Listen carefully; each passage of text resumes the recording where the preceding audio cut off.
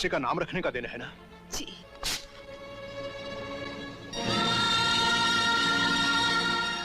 ये मैं नहीं देख सकती। मर्द पीठ पे मारा है, सीने पे खाओगे।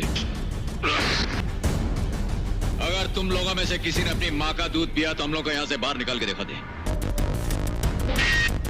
ये मर्द का बच्चा भी नेफ्ते पे बार नहीं करता। किस मिट्टी के बने हो तुम? तुम्हें दर्द नहीं होता? जो मर्द होता है उसे दर्द नहीं होता मेम साहब।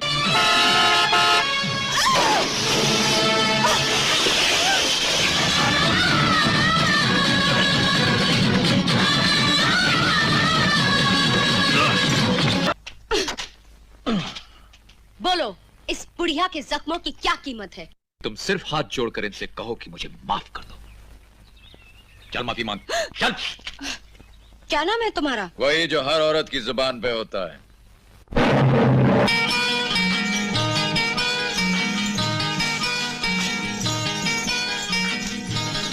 टांगे वाले से प्यार करती थी, करती हूँ और करती रहूंगी। पागल हो गई है ये बेवकूफ लड़की उस टांगे वाले के पीछे। छोड़ दो मुझे। होगा। मर्द 1985 की भारतीय हिंदी भाषा की एक्शन फिल्म है जिसमें अमिताभ बच्चन और अमिताभ सिंह ने अभिनय किया है। फिल्म का निर्देशन मनमोहन देसाई ने किया है।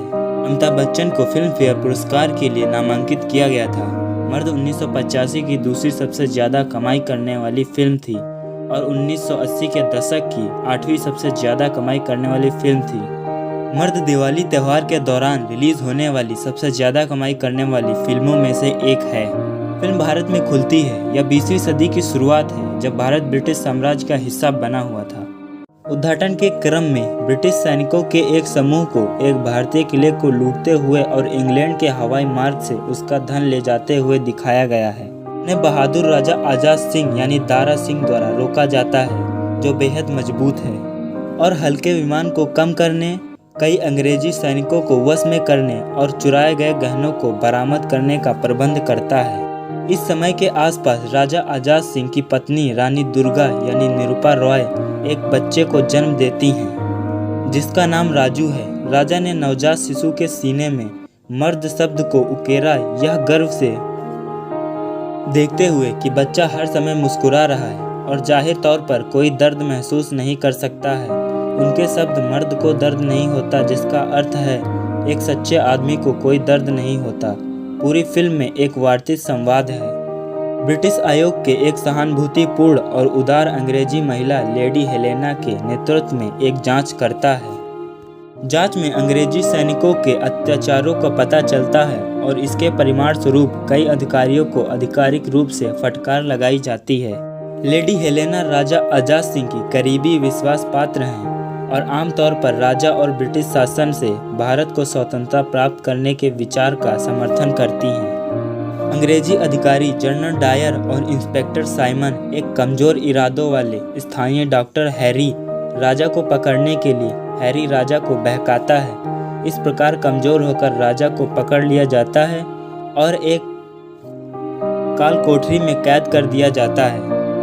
राजा के वफादार घोड़े बहादुर पर रानी दुर्गा भाग जाती हैं लेकिन उसे गोली मार दी जाती है और घोड़ा बच्चा राजू को सुरक्षित रखने के लिए एक स्थानीय अनाथालय में ले जाता है जब तक कि रानी दुर्गा स्वस्थ नहीं हो जाती हैं और उन्हें पुनः प्राप्त नहीं कर लेती। एक गरीब लोहार की पत्नी अनाथालय में बच्चे राजू को देखती हैं, उससे पूछती हैं और अतः में उसे गोद ले लेती हैं। जब रानी दुर्गा लौटती हैं तो वह अपने बच्चे को चला गया देखकर चौंक जाती हैं और वहां बोलने की क्षमता खो देती हैं। दरिद्र रानी दुर्गा अंततः धोबी बन जाती हैं। गद्दार हैरी को राजा के कब्जे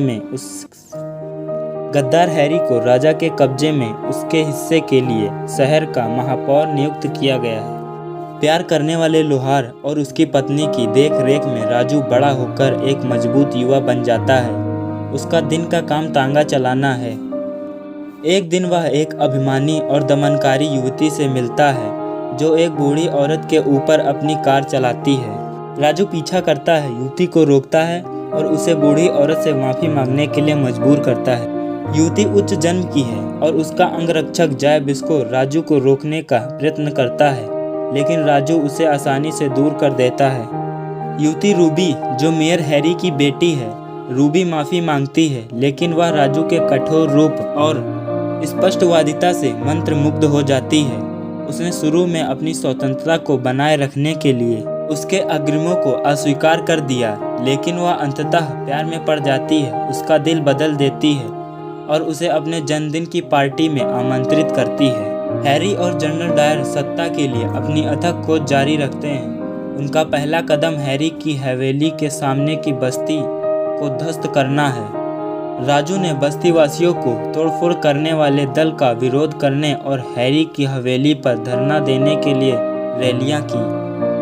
हैरी राजू को गिरफ्तार कर लेता है और लेडी हेलेना के घटनास्थल पर पहुंचने पर उसे मार डालने वाला होता है। लेडी हेलेना ने हैरी को रोक दिया और हैरी को फटकार लगाई और राजू को रिहा कर दिया। फिल्म भारत में खुलती है। यह 20वीं सदी की शुरुआत है, जब भारत ब्रिटिश साम्राज्य का हिस्सा बना हुआ था। उद्घाटन के क्रम में ब्रिटिश सैनिकों के एक समूह को एक भारतीय किले को लूटते हुए और इंग्लैंड के हवाई मार्ग से उसका धन ले जाते हुए दिखाया गया है। उन्हें बहादुर राजा आजाद सिंह यानी दारा सिंह द्वारा रोका जाता है, जो बेहद मजबूत है और हल्के विमान को कम करने, कई अंग्रेजी सैनिकों को वश में करने और चुराए गए गहनों को बरामद करने का प्रबंध करता है। इस समय के आसपास राजा आजाद सिंह की पत्नी रानी दुर्गा यानी निरूपा रॉय एक बच्चे को जन्म देती हैं, जिसका नाम राजू है। राजा ने नवजात शिशु के सीने में मर्द शब्द को उकेरा, यह गर्व से देखते हुए कि बच्चा हर समय मुस्कुरा रहा है और जाहिर तौर पर कोई दर्द महसूस नहीं कर सकता है।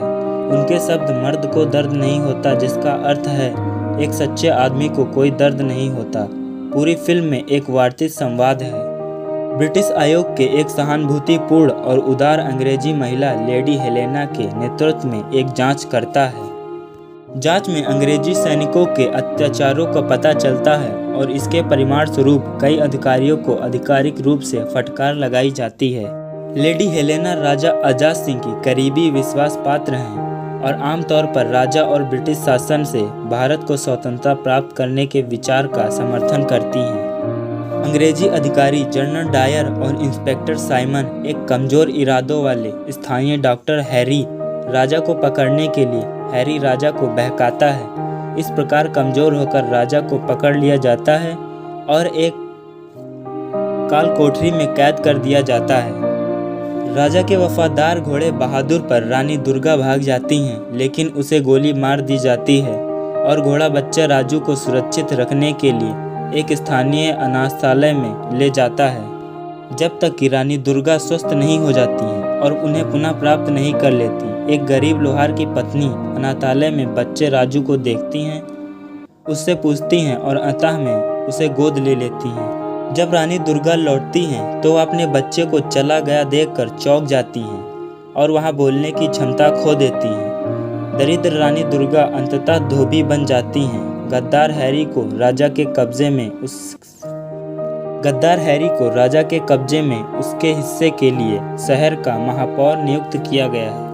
प्यार करने वाले लोहार और उसकी पत्नी की देख रेख में राजू बड़ा होकर एक मजबूत युवा बन जाता है। उसका दिन का काम तांगा चलाना है। एक दिन वह एक अभिमानी और दमनकारी युवती से मिलता है, जो एक बूढ़ी औरत के ऊपर अपनी कार चलाती है। राजू पीछा करता है, युवती को रोकता है और उसे बूढ़ी औरत से माफी मांगने के लिए मजबूर करता है। युवती उच्च जन्म की है और उसका अंगरक्षक जय बिस्को राजू को रोकने का प्रयत्न करता है, लेकिन राजू उसे आसानी से दूर कर देता है। युवती रूबी जो मेयर हैरी की बेटी है, रूबी माफी मांगती है, लेकिन वह राजू के कठोर रूप और स्पष्टवादिता से मंत्रमुग्ध हो जाती है।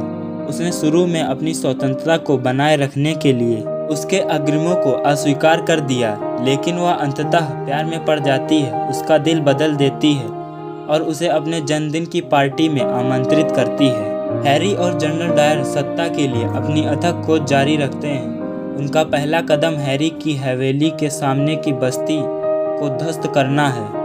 राजू ने बस्ती वासियों को तोड़फोड़ करने वाले दल का विरोध करने और हैरी की हवेली पर धरना देने पर पहुंचने पर उसे मार डालने वाला होता है। लेडी हेलेना ने हैरी को रोक दिया और हैरी को फटकार लगाई और राजू को रिहा कर दिया।